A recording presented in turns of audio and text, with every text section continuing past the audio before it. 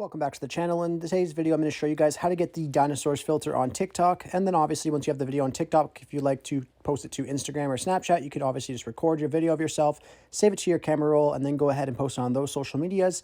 Anyhow, it's really easy to get this filter. You just want to go over to TikTok and open that up. Once TikTok is open, you want to go over to your Discover tab and go up to the top search bar and just search for dinosaur filter with no space. Just like that, dinosaur filter. And then you should see this here with a couple videos with the filter in it. So you can just go ahead and click on videos and just scroll down until you see this right here where it says with the dinosaurs. And once you see that, you can go ahead and click on that and click on add to favorites. And then you'll be able to create your own videos with it, as it'll be in your favorite filters. If you didn't see it when you search dinosaur filter, just search with the dinosaurs with no space.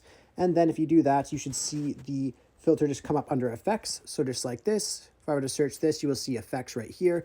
You can go ahead and click on that at that point and click on add to favorites as well. Anyhow, I really hope I was able to help you guys out with showing you guys how to get this filter. If this video helped you out, be sure to leave a like on it and subscribe for more. Thanks for watching.